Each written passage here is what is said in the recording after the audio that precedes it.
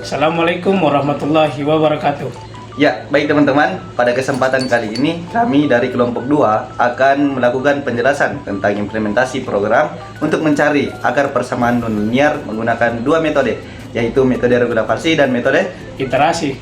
Dan melakukan perbandingan antara kedua metode tersebut untuk mengetahui perbedaannya. Ya, baik, untuk penjelasannya mari kita simak lebih lanjut. Ya, baik teman-teman. Sebelum kita masuk ke implementasi program, yang harus kita ketahui terlebih dahulu yakni prinsip kerja dari metode regulaasi itu. Nah, jadi metode regulaasi itu merupakan salah satu metode yang kita gunakan untuk mencari akar dari persamaan nonlinear.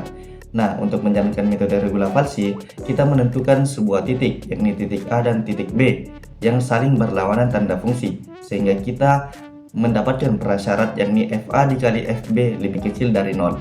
Nah, selanjutnya, untuk menjalankan metode regulaasi, dalam prinsipnya adalah menarik dua garis lurus antara titik A dan titik B, lalu menentukan perpotongan garisnya sebagai sumbu X, sehingga kita memperoleh akar yang terimplementasi dalam rumus C sama dengan B dikurang FB dikali B kurang A per FB dikurang FA. Ya, baik teman-teman. Langsung kita mulai saja programnya. Jadi di sini saya sudah menyediakan sebuah kode yang dimana kode ini mengimplementasikan mencari akar persamaan nonlinear dengan menggunakan metode regulaasi. Nah, jadi di sini yang pertama yang harus kita lakukan yakni mendefinisikan sebuah fungsi.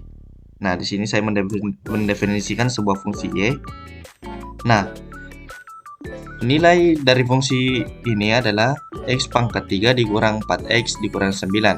Nah, ini adalah fungsi yang ditugaskan dari tugas metode numerik. Kalian bisa saja mencari fungsi-fungsi yang lain untuk membuktikan sebuah akar dari persamaan nonlinear.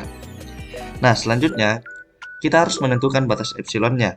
Kita harus menentukan bahwasannya fungsi ini sudah mengandung akar, berarti iterasi harus berhenti. Jadi, batas epsilon dari metode numerik untuk mencari akar persamaan nonlinear adalah 4 angka 0 di belakang koma. Di sini saya sudah menulis 0,00001. Cocokkan 4 angka 0 di belakang koma. Selanjutnya, kita menentukan maksimal iterasinya.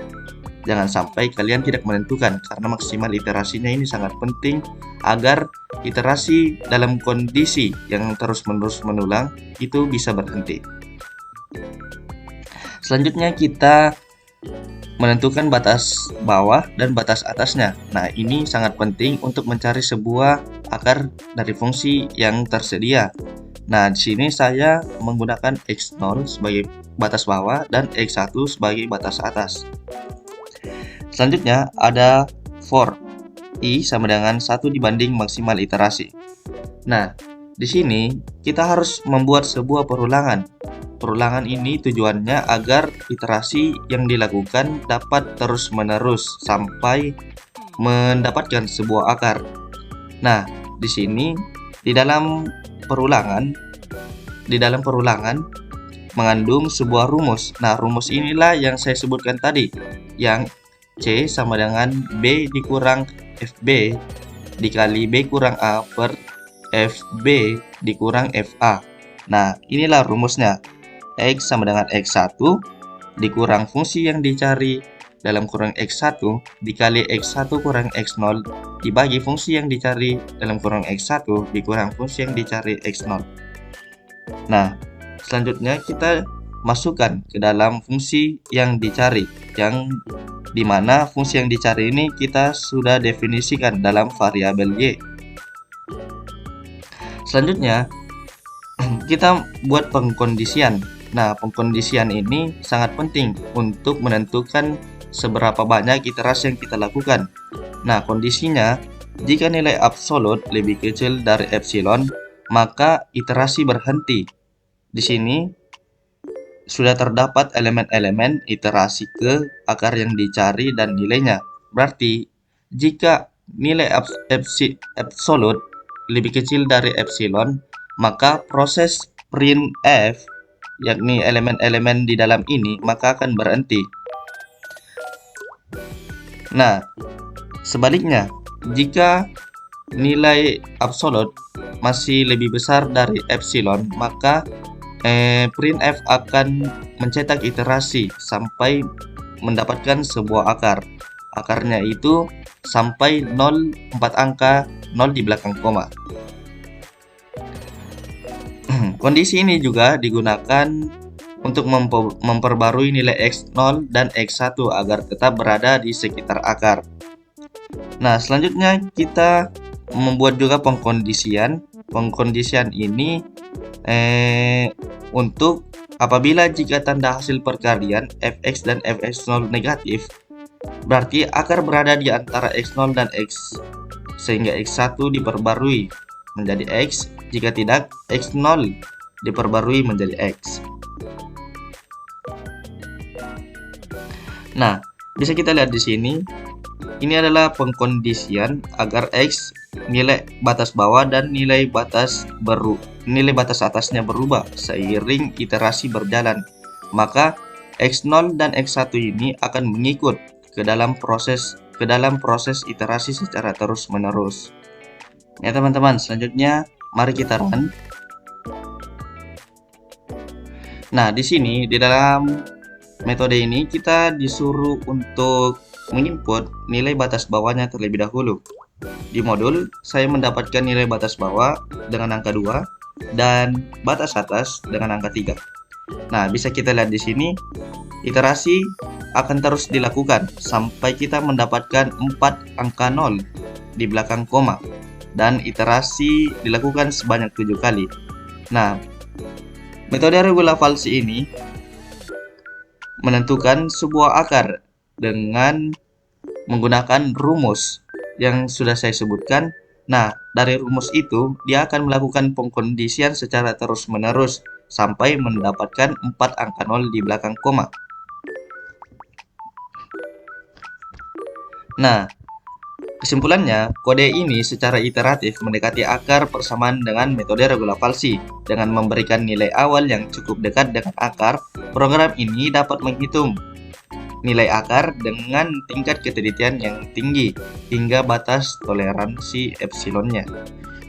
Oke, selanjutnya saya akan menjelaskan metode iterasi dalam mencari akar persamaan non-linear. Yang pertama, mendefinisikan fungsi dari y sama dengan x pangkat 3 kurang 4x kurang 9. Di sini kita mendefinisikan fungsi fx yang ingin kita cari akarnya, yaitu y sama dengan x pangkat 3 kurang 4x kurang 9. Fungsi ini menerima parameter x dan mengembalikan hasil evaluasi dari ekspresinya. Fungsi ini digunakan dalam metode secant untuk menghitung nilai fungsi pada setiap titik perkiraan akar. Yang kedua, implementasi metode iterasi. Yang pertama, parameter input. Fungsi dari f yang akan digunakan dalam hal ini yaitu y sama dengan x pangkat 3 kurang 4x kurang 9. Yang berikutnya x0 dan x1, yaitu dua tebakan awal untuk mencari akar nilai awal yang kita pilih untuk mencari iterasi. Yang berikutnya tool atau toleransi konvergensi yang mengatur seberapa kecil perubahan antara dua iterasi berturut-turut sebelum kita berhenti mencari akarnya. Yang berikutnya adalah max iter, batas iterasi maksimum untuk memastikan bahwa program tidak berjalan selamanya jika akar tidak ditemukan. Yang berikutnya adalah proses iterasi.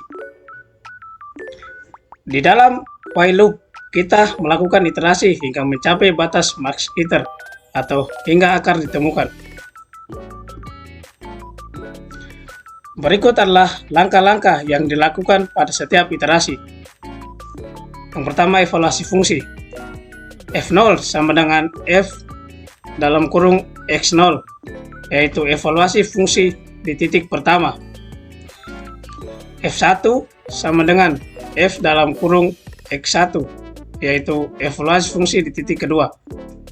Yang berikutnya penghitungan nilai X2. X2 dihitung menggunakan rumus metode secant. Rumus ini merupakan formula dasar dari metode secant yang menghitung nilai akar baru X2 berdasarkan dua nilai sebelumnya, yaitu X0 dan X1.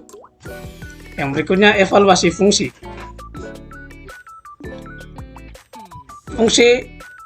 Fungsi dari dips dalam kurung iter tambah 1, X0, X1, X2 dan F2 akan menampilkan nomor iterasi dan nilai-nilai yang dihitung pada iterasi tersebut. Ini berguna untuk memonitor proses konvergensi. Yang berikut adalah kondisi konvergensi. Setelah menghitung nilai X2, kita memeriksa apakah metode telah konvergen. Artinya jika selisih antara X2 dan X1 lebih kecil dari toleransi yang diberikan, maka kita berhenti dan menganggap X2 sebagai akar fungsi tersebut. Yang berikutnya adalah pembaruan nilai untuk iterasi. Jika metode konvergen, jika metode belum konvergen, kita memperbarui tebakan iterasi berikutnya, yaitu X0 sama dengan X1, X1 sama dengan X2. Lalu iterasi dilanjutkan dengan menambahkan jumlah iterasi dalam kurung iter sama dengan iter tambah 1. Yang selanjutnya menjelaskan metode secant. Di sini kita menentukan tebakan awal untuk X0 dan X1 yang akan digunakan oleh metode secant. Kita menetapkan toleransi konvergensi sebesar 10 pangkat min 6 dan batas iterasi maksimum sebanyak 100. Kemudian kita memanggil fungsi secant method yang telah kita buat untuk mencari akar dari fungsi Y sama dengan X pangkat 3 kurang 4X kurang 9. Menampilkan hasil akar yang ditemukan. Setelah metode secant selesai, kita mencetak akar yang ditemukan dengan menggunakan dips root.